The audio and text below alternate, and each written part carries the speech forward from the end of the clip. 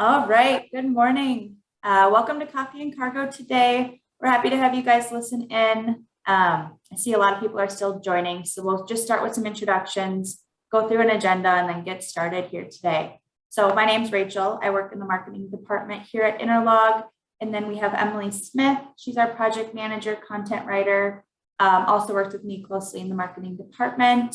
Ben Schwingle, he's our international operations director. And then Justin Engelmeyer, he's our vice president here today. Ben and Justin will be going through kind of the topics that we have ready for you guys today. So to get started, we'll just go through a quick agenda. I know this is kind of a big topic here that's been going around with a lot of shutdowns happening in China. The current one with Shanghai, we're going to touch on that, kind of what's happening, what kind of similarities we're seeing with that and kind of back in 2020. And kind of the impact it's having on other trade lanes currently. So we'll touch on that. And then as well as kind of global restocking, what the new normal is going on with that. And then end our topics today with some congestion in the US, what we're seeing, and then some options that we'd like to discuss with you guys here today. So as you're listening in on these topics, if there's any questions that come up, please get it in the Q&A. We do save time at the end to answer your guys' questions. So we would really appreciate any questions you guys have. And then we will also touch on some current events later on in the webinar here today. But with that being said, Justin, Ben, I'll hand it off to you guys. Perfect. All right. Well, good morning, everyone. So yeah, Shanghai has been locked down for the better part of what, 3 weeks now, Ben? Something. Yeah, started on March 28th. Okay. And so we went through this. It was somewhat similar to what happened in 2020 except all of China shut down when the pandemic started. And that was the better part of two months or so. There are some similarities, and we'll kind of go over that. And then there are some differences. Hopefully some of the similarities will help us get through this when Shanghai does open back up. But remember, when this happened in 2020, because we're hearing some people reference this, when this happened in 2020, everyone's lives changed and we were buying different products. Some people were nervous about job security, just what was going on in the world in general. It seems as though most of that panic is gone, but now there's inflation, so we have some different issues going on here. At the time, though, we were buying a bunch of PPE. That's what was flying off the shelves. You couldn't find disinfectant wipes or anything like that. But now it's different. You're still waiting 6, 7, 8, 9 months for furniture and stuff like that. So, but a long story short is when this does open back up, which we're not certain exactly of when that'll be, since we've already been through this, I think now we can draw the similarities back to when it was shut down before and what we could do differently. Since we've been through a lot of these shutdowns, what can you do? How can you start preparing? How can you make sure that you're going to start getting some vessel space once that comes back up, and what that's going to look like? Ben, do you have a little bit of insight to offer from the guys that you're speaking to in China on a daily basis? Yeah, and I think it'd be worth taking a moment to describe what the lockdown in Shanghai represents and how it's being carried out. It's different than the Shenzhen shutdown that closed the port a couple months ago. The Shanghai port is up and running, although it's sending out about 20%, 30% less than normal volume. And that's being caused not because the terminals or the airport in Shanghai are shut down, but because there's local municipalities that the truckers have to pass through or in and out of the factories. And it's up to each local municipality to decide if that trucker can enter with whatever level of testing they've done. A lot of various regulations on a small scale that are deterring truckers from being able to go to the Shanghai port and collect cargo from the manufacturers outside of Shanghai. Fortunately, there's a Ningbo option, which is to the south. It's a longer route and more expensive for trucks to drive from the manufacturing area west of Shanghai down to Ningbo. So this lockdown in Shanghai really doesn't affect as many factories as you'd think, like on their property, But for those that it does affect, they're enacting, and you may see this news for big car manufacturers. Tesla obviously hits the news for their closed loop management, meaning the employees have to live and work in the same area without going anywhere, but keeping the manufacturing running. As I said before, the truckers are not going to the ports. Ports are shipping out less volume. So the inventory is stockpiling at a lot of these factories. And we'll get to that, what that means after it's all over. That's what the lockdown looks like. Manufacturing is still occurring, closed loop management, and today is supposed to be the day that the Chinese government has said we're going to try to reach for 0 new cases outside of the community level. Let me describe that for a moment. The community level means anyone they were not able to move, the infected person, move to a quarantine zone. So you get infected, you're moved out of the community to a quarantine zone.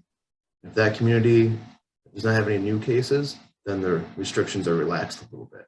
And truckers can go into that place. And that's their intent, that's their plan for stepping down the infection rates and opening things back up. Ben, can you clarify something that you were saying there? You said that manufacturing is happening, and while yes, it's happening, there are a lot of factories shut down. No, I mean there have been. Are they starting to reopen? What do you mean by manufacturing in surrounding areas and such are open? Right. If they can comply with the regulations, and I couldn't go into every specific. Right. But it does depend on where the factory is located, what the management at that factory is able to do. If they're going to have people living on site, even the Tesla factory is at half its production, partially because of the staffing and partially because they're going to run out of raw materials, so they can't truck them in. Sure. In a few weeks' time. Very good. Well, now let's touch on, so there's obviously a lot of people going through some hardships with these shutdowns in Shanghai. There's a lot of companies where they depend heavily on that trade lane, and it really is impacting their business, and they're being held back. But aside from that, there is a slight positive spin to this on some other trade lanes. And what trade lanes are those impacting primarily, where other vessels are going to those lanes that they would normally be stopping in Shanghai? It wasn't apparent at first because the vessels kept their schedules in the first week of the lockdown, but into the second week and now in the third, there's more carrier capacity in Malaysia and Korea, specifically those 2 countries. So they're taking advantage of extra volume and more vessels. Sure. So, and then the next point on here is there's a holiday coming up. So even if Shanghai happens to open the gates soon, it's going to be shut down. The whole country is going to be shut down from April 30th to May 4th. So I think that's just something else to note. All the more importance to really be working closely with your forwarder at this time, whether it's Shanghai or not. Be aware that this holiday is coming up, and make sure that you're planning accordingly. And then our last point is, how are we coming out of this? What's this going to be like?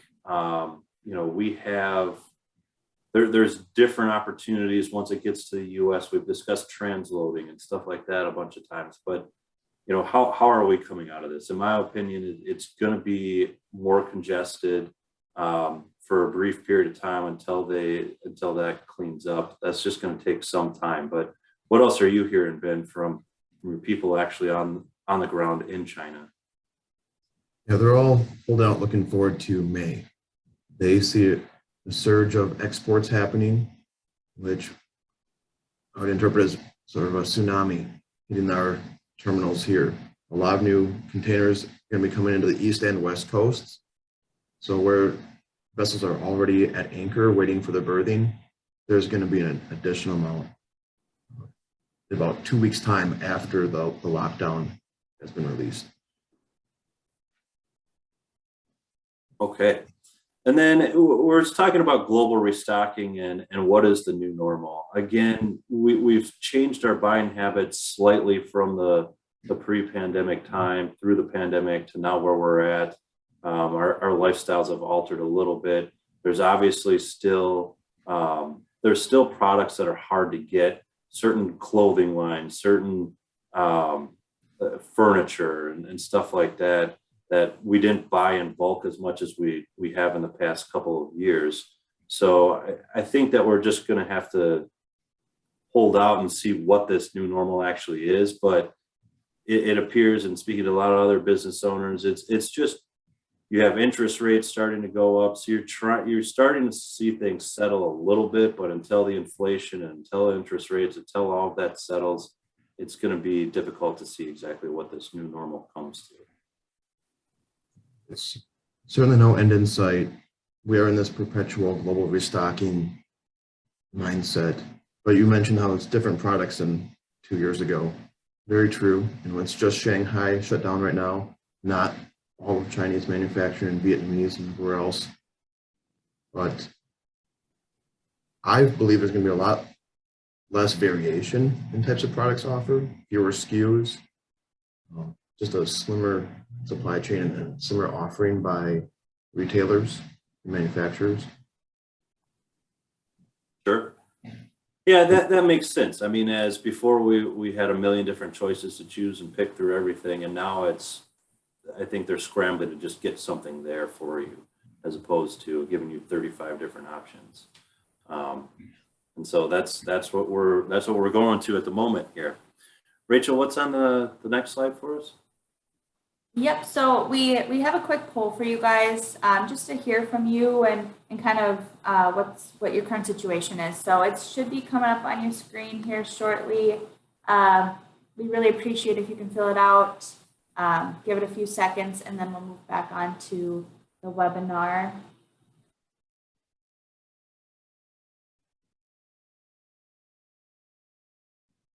All right, Ben, Justin, I will move on to the next screen as they are filling it out for you guys to begin the next topic. Sure. So we're talking about congestion issues within the U.S. and what we're able to do there. Again, we've discussed this multiple times throughout the webinars. If you guys have watched some of the previous ones, make sure, especially if you have inland destinations, that you're discussing with your forwarder about what your options are. If it's Dallas, how can you get to Dallas? What are the different routes? What are the different carriers? And what are the different prices in getting there? Similar to Chicago or Minneapolis or anywhere inland. Make sure that you're actually choosing a routing where you're able to gain capacity and at least have an insight as to having some level of control over how it's getting there.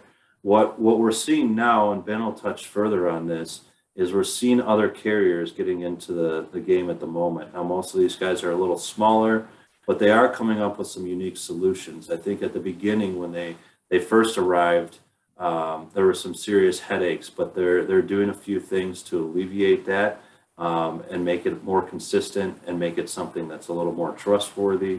And the price points are actually very competitive. So Ben, can you touch a little further on that for us? Sure, and it's not really a new idea. There's always been a smaller carrier, container vessel, string that thinks they can do it better than the traditional larger carriers. Something like SM Lines in 2018. They specialized in just southern China to Los Angeles, and they offered a couple more inland points, and that's all they were going to focus on. But now with rates as high as they are and space concerns, there's even more of these carriers that have vessels with container spaces, and they plot out specific string. One in mind that we're working with, our contract is with, targets some Vietnamese and Chinese ports for loading, and then a quick trip across the ocean to only Los Angeles. And their specialization is that they have a dedicated terminal berthing. The only other carrier that has that is Matson, which I don't need to tell anyone is really important in Los Angeles. It means when they arrive, they get to unload immediately.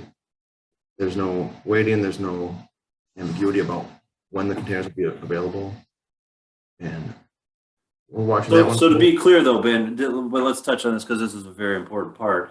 A lot of these vessels Otherwise, they come in, all of the other vessels, they come in and they're just jockeying, they're sitting there in line.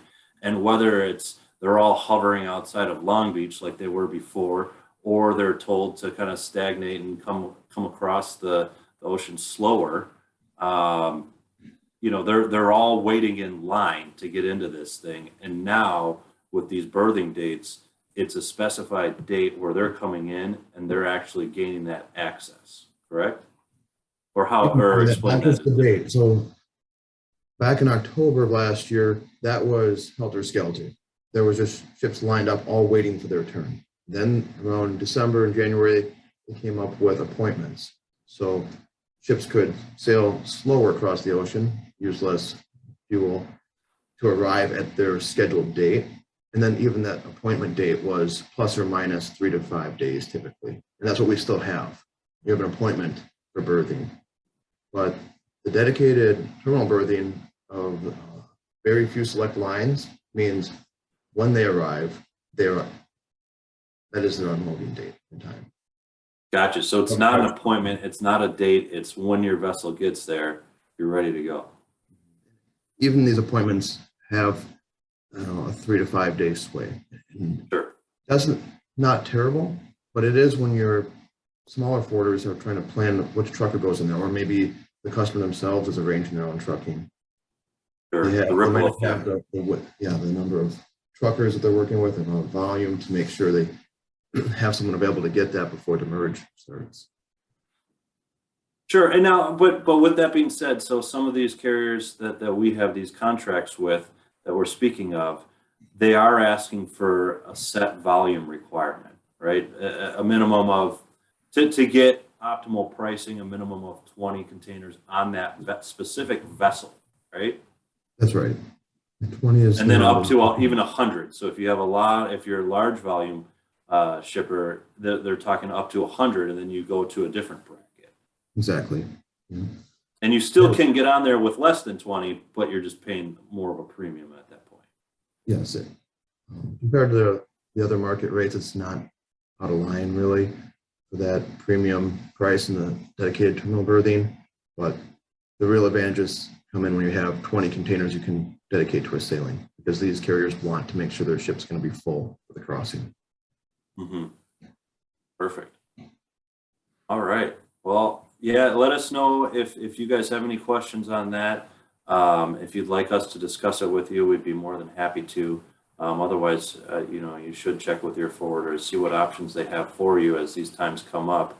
We're going to be going through a little bit of a mess once Shanghai opens up and after the Chinese holiday, but the positive side is we've been through it before, so hopefully it's a little bit less hectic for everyone. Perhaps we should talk, Justin, about the East Coast congestion too. Sure. Last month we brought up the longshoreman negotiations and the deadline on July 1st. We're starting to see customer behavior and bookings kind of take heed and route things through the East Coast and inland to the East Coast rather than plan on depending on the West Coast, just because they're concerned about a worker slowdown ahead of the negotiation deadline. And in Q1 of this year, the East Coast volume increased 16% over the previous year. And more than ever before, we're talking about vessels anchored outside of Savannah, Norfolk. That's pretty unusual, but that is the new norm. And it's going to continue through the summer as peak season hits, and we'll see what the negotiations impact is. But I really feel like we're going to be talking more about East Coast congestion if there's a worker slowdown. Sure. West Coast. Yeah, that makes sense. Good points. All right, Rachel. Awesome. Well, just for some time, we want to make sure we get enough time for you guys to get some questions in our Q&A. So just so you guys are aware, we'll go through the current events here, but we do send out a recap email every Thursday, the day after the webinar, kind of getting more details into some of these current events. But I know Ben just kind of touched on what's going on with the West Coast negotiation. So that's kind of one of our current events, that they are expecting the Southeast ports to have more vessels this summer. due to those negotiations as well. More information will again be on the email tomorrow. And then I know we have touched on this on previous webinars, but there was going to be a container dwell fee that was going to be implemented back in October, but it has been postponed since then. But they are starting to reconsider those fees as well. So we're going to watch that closely and hopefully give you guys an update on next month's webinar on that as well. And then something that came out on March 24th, there are 352 products that are now exempt from the 20% tariff. So we really do recommend you guys reaching out to your broker to see if your products do fit in these 352 that are now exempt. So that's a good update to be aware of. And then as of Monday, the vessel that was stuck at Chesapeake Bay has now been freed. I know it's been there for a month and we did touch on it last month. So that's great to see that it's finally out of the bay and moving forward. But more information on these topics will be in the email tomorrow. And then we will go into our Q&A here. Emily, I'll let you take it over. Sounds good. Thank you for everyone for putting in questions. If we do not get to them, we'll make sure that we reach out to you after the webinar here. But Justin and Ben, where are you guys kind of seeing the overall outlook for ocean freight as we get into Q2 here? I'll let Ben touch on that as far as pricing goes or congestion overall, I imagine. I know a lot of our webinar sounds like a bad outlook, right? We have congestion coming up. We've got the new surge of shipments coming out of Shanghai. But as Justin said, we've been through this many times before. We are prepared with the right truckers when the containers come in. We have customers that are tolerant and flexible with the warehouse receiving hours. So we've been through this before. We've been on these cycles. It's going to follow a lot of the same annual trends. Right around June, peak season is going to start. There'll be more volume and congestion through the summer. So just work with your forwarders farther in advance about when your cargo is ready and what deadline you need to meet. There are options. There's space. Just have to find the right carriers. Perfect. That kind of leads into a good follow-up question regarding peak season. While it's not here yet, does Interlog do anything to help assist their customers during peak season? And is there anything I can do to prepare ahead of time? Well, what we're doing and what we have been doing, especially, well, we've always done it, but more so during the pandemic, and as the needs for capacity have increased drastically and just finding space has become such a difficult thing to do. We worked extremely hard on that, but I think what the importers really need to do is, I think right now is a pretty good time for them to try to settle in on who they're going to use, how they're going to go about doing things, and speaking with their forwarders on this stuff. You certainly can transition to a new forwarder during those peak seasons, and when someone else isn't giving you space at all, you certainly should be reaching out and trying to find someone who can give you space.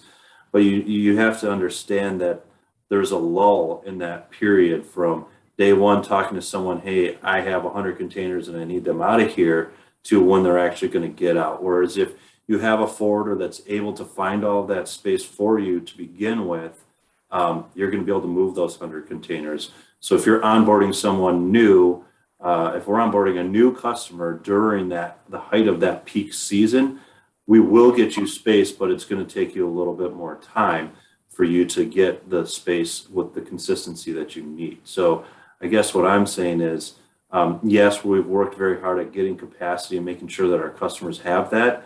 But I would start looking into that right now versus waiting for peak season. Just know, last summer we had quite a few customers coming to us with a backlog of 50 to 100 containers, and our booking capacity team took a lot of pride in clearing that out, because they're set up with many different Asian agents, whatever country it was, to clear out 50 or 100 bookings within a matter of a week or less. You just have to find their forwarder that's either not too large or too small, so that they have a intelligent plan structure in place to find the right bookings, even if it means going to lots of different sources. All right, well, thank you guys for your insight. That'll conclude our Q&A portion for today. If we missed your question, we'll be sure to reach out to you shortly. Rachel? Awesome. Thanks, Emily. We just have one more poll. If you guys wouldn't mind filling that out, we appreciate your guys' feedback. But as that is launched, just to give you guys an update on our next Coffee and Cargo, it's going to be May 18th, 10 a.m. Central Time.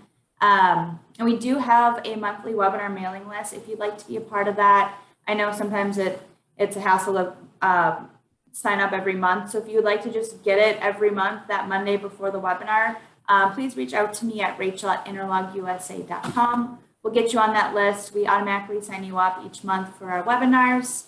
And maybe we missed a topic that you were looking to hear about. Please let us know what that's about at sales@interlogusa.com. We love to hear your guys' feedback and do try to tailor more towards what you guys are looking for. So if there's a topic that you're looking for next month for us to discuss, again, please reach out to us. We'd be happy to put that in there next month as well. But thank you again for the viewers. It's been awesome to see some people coming every month and some new people today as well. Ben, Justin, Emily, thank you so much. And have a good rest of your day. Thanks, guys. Thanks, Rachel.